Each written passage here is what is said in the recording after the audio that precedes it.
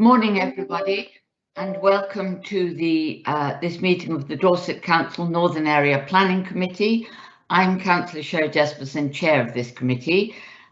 This meeting is being live streamed for the public, and a recording will be available at a later time on the Dorset Council website. My first task this morning, as always, is to take the alphabetical roll call of the members here present. So members, if when I call your name, unmute, indicate that you're present, and then mute again. Thank you. Councillor John Andrews, I know, is not with us today. Councillor Tim Cook. Present. Les Fry. Present. Matt Hall. Present. Brian Heatley. Present. Carol Jones. Present. Stella Jones. Present. Emma Parker is not with us today. Mary Penfold. Present. Val Pothecary. Present. Belinda Rideout. Present. Thank you very much indeed, members.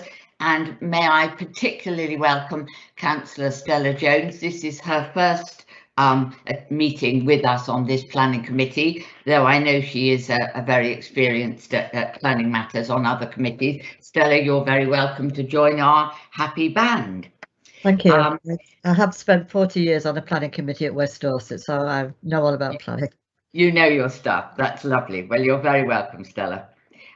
We also have a number of Dorset Council officers with us today. I will just introduce them. Mike Garrity, Head of Planning, Hannah Smith, Planning Area Manager, Simon McFarlane, Planning Area Lead Gillingham, Steve Savage, Highways Transport Development Manager, Phil Crowther is our solicitor. The Democratic Services officers, Kerry Oliver and Megan Rochester, are in the producers' chair today, and George Dare is our committee secretary. So you're very welcome and thank you for being with us. Briefly then, on our procedures for the benefit of people listening to the meeting. So I will invite the case officer to present his report and recommendations. There are no written representations for our meeting today. The ward member will then address the committee. Following this, the committee members will ask any questions that you might have for clarification, and then the committee will deliberate and come to a view. I have to now read out something about voting procedures to make sure that we get this in the record. The national regulations allowing council decisions to be made at virtual meetings expired on the 7th of May. So at its annual meeting on the 4th of May, Dorset Council agreed that meetings that are not executive in nature will continue to be held virtually until social distancing requirements are removed. Where decisions are required, as in our case today, committee members will express a minded to decision. The decision will then be taken under officer delegated authority in the light of our minded to decision. Now, the officer who is delegated to take forward our minded to decisions today is Mike Garrity, Head of Planning, and he will be listening to our discussions. So once the committee has voted on its minded to position, I will ask Mike for his decision. Should his decision differ from our minded to, he will give his reasons. So I hope that's clear. We're getting used to it, aren't we? Moving on then to our agenda, we have apologies. I have apologies from John Andrews and Emma Parker. Yes, that's correct. Thank you. Members, do any of you have any declarations of interest that you need to make to this committee? I'm not hearing any. Do we have to agree the minutes of the last meeting, George? No, we can't because it's an informal meeting. Right, okay, I remember now, thank you. Public participation then, we have no representations, as I've already said. So moving on then to our planning applications, agenda item 4A.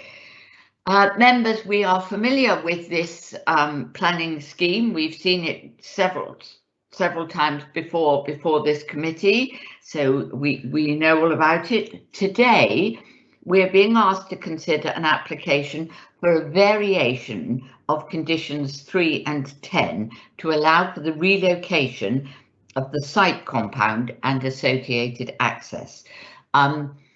This may seem a slightly procedural application, but it's an important site, and we must be sure that we have the conditions correctly agreed and correctly recorded. So I will now hand over to Simon McFarlane, the case officer, to present his report. Simon.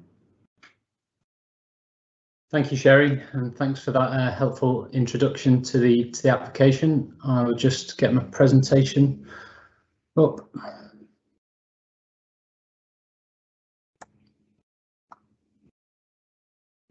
Okay, is that all clear? It's very clear, thank you very much. Okay, so yeah, Sherry just introduced the applications for the variation of conditions to the approved Principal Street application.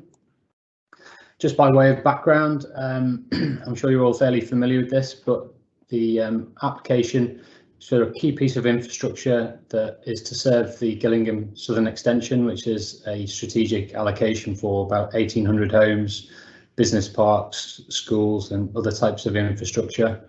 The Principal Street is going to be a council delivered project with the help of Homes England funding that runs across the orange section of the central part of the site there on the screen. This is the location south of Gillingham town in here. So the road will run from the B3092 west to east onto the B3081. And so this is really the crux of the matter in this application. In the previous application for the Principal Street, it was agreed with the landowner at the time that the site compound would be located in this location. So that is the approved location. After further deliberation and discussions, it's actually going to be more beneficial for the farming practices to have the compound location located over here. What that means is that the site compound will now fall halfway in and halfway out of the red line boundary. So procedurally, that means that actually the compound will be created under permitted development rights using Class A Part 4 temporary buildings and uses, which allows the provision on land for temporary uses in connection with an approved development, providing that the land is then restored to its original state, which it will be.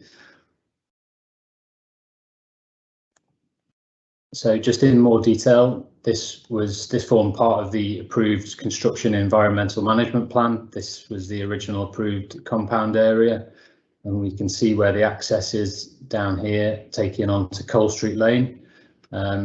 This would have necessitated a small removal of hedgerow. And in the new proposed location over here, we don't have any removal of hedgerow because the site compound will use an existing access onto Cole Street Lane here, with the requisite visibility displays in place. So overall, it's probably actually a better location.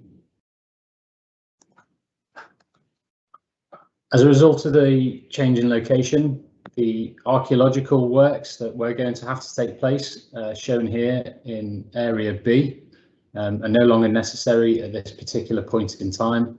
The new location over here is unconstrained by archaeological works, so that won't have to happen, and therefore there's also change in condition 10 to facilitate a new archaeological written scheme of investigation.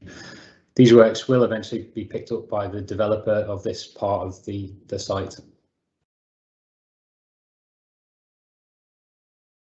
So, in short, the application really procedurally asks for the variation of conditions 3, which you'll see here.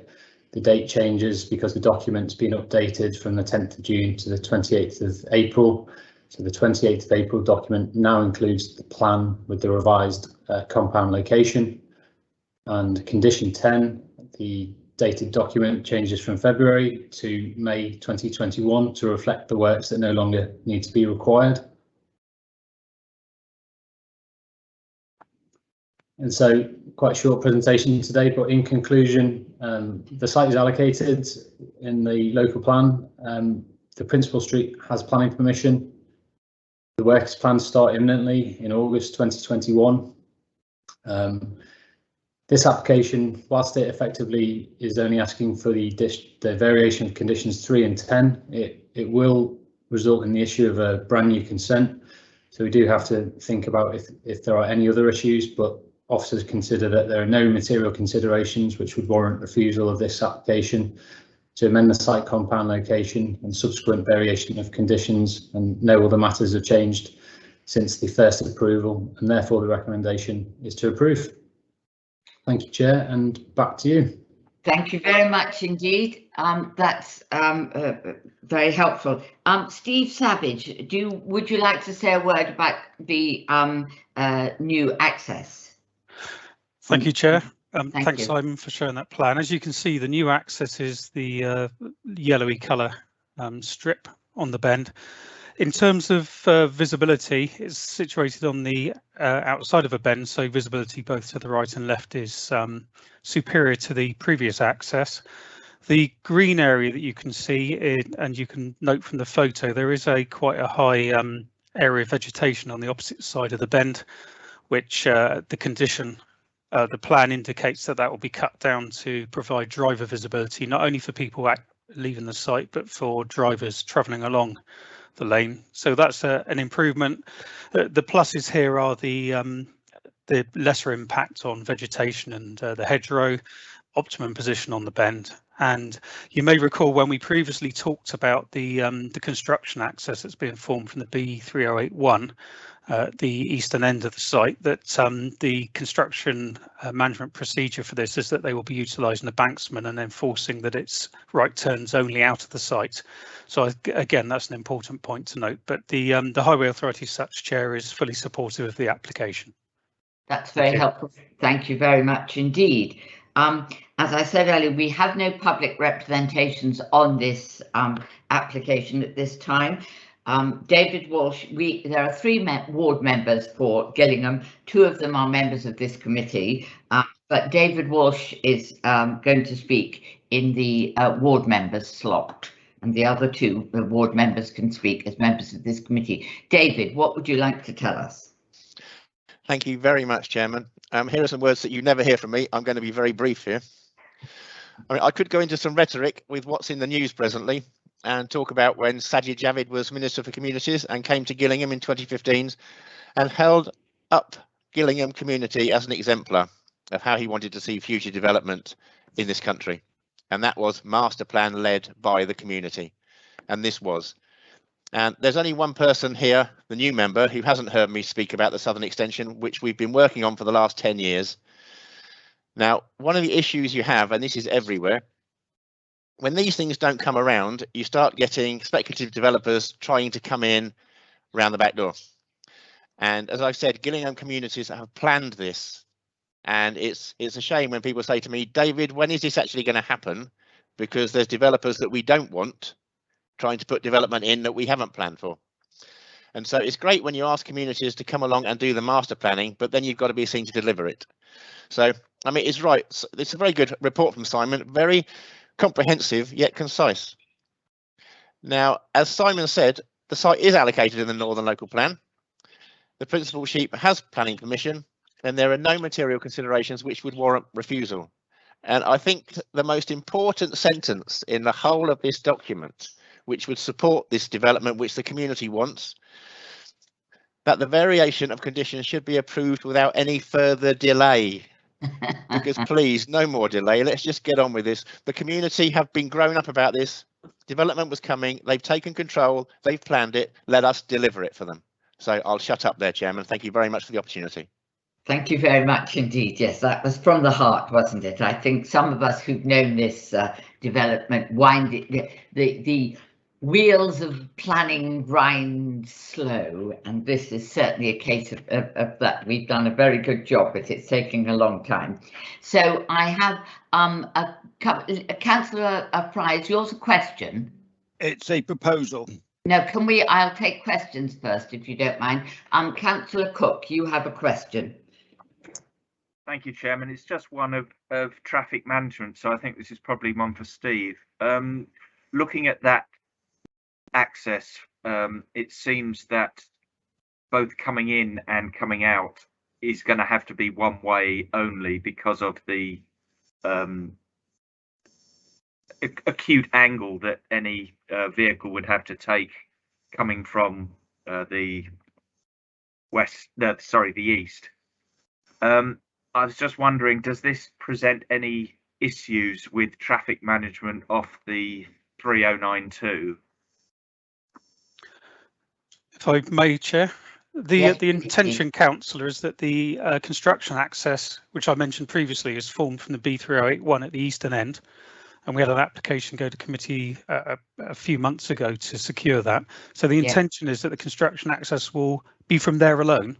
They will be driving from the east along the construction access, building the road as they go to the construction compound. So what you actually see here is an exit, and the alignment is such that, as you quite rightly say, it's very difficult to carry out a left-hand turn, and the rationale behind that is we don't want anybody carrying out any left-hand turns. They're going right straight out onto Cole Street Lane. So again, that is a positive in terms of the natural design of this access. So we don't anticipate anybody trying to turn right into this site, and I'm very confident, as the councillor overseeing the work and Hanson's are our approved contractors, that the banksman and the traffic management as such will be an exemplar for this sort of construction work. Does that satisfy you, Councillor? Yes, thank you, Chairman. That's fine. Yeah, that's a good question, good answer. Thank you very much. I'd now like to ask the other two ward members if they'd like to comment. Councillor Rideout first, and then Councillor Pothecary. Thank you, Chairman. Well, I won't go over what Councillor Walters already said, but we need to bring this forward and get this moving, the southern extension. So I've no hesitation in minding to approve this application. Thank you, Chairman. Thank you very much. Councillor Pothecary. Thank you, Chairman. I'm very happy for the alternative location to be accepted, and would like to second the minded to approval to vary the consent. Thank you. That's very helpful. Thank you very much. Councillor Pride, did you have something to add? No, it's all been said. Thank you already. It's a good proposal. I'm happy with it. That's lovely. We will. We're ready now to go to a vote, but I don't want anybody to be rushed. So is there any further comment on this, or are we all content to move to a minded to vote? I'm not seeing anything. That's excellent. Thank you very much indeed. Ladies and gentlemen, I will now call your name, and you will tell me, you will unmute and tell me whether you are minded to support or not this application. Councillor Cook. support. Councillor Fry. Support. Councillor Hall. Support. Councillor Heatley. Support. Councillor Carol Jones. Support. Councillor Stella Jones. Support. Councillor Mary Penfold. Support. Councillor Val Pothecary. Support. And Councillor Rideout. Support. Lovely, thank you very much. Now I have to turn to the head of planning, Mike Garrity. You've heard our minded to view here. Mike, can I ask you to tell the committee your decision? Yes, thank you, Chair. Yeah, I can confirm that I've heard the debate and that this application will be determined in line with the committee's minded to decision. So I'm happy to endorse that and confirm the decision will be granted. That's very helpful. Thank you very much indeed. Well, that was nice and swift and to the point. We have no urgent business and no exempt items. So I'm happy to say that I can close this meeting at 10:19. That is without question the swiftest and most business-like planning committee that I think I've ever chaired. So thank you all very much indeed for your time this morning. And that thanks, Jeremy. Well chaired. Yes. Thank you.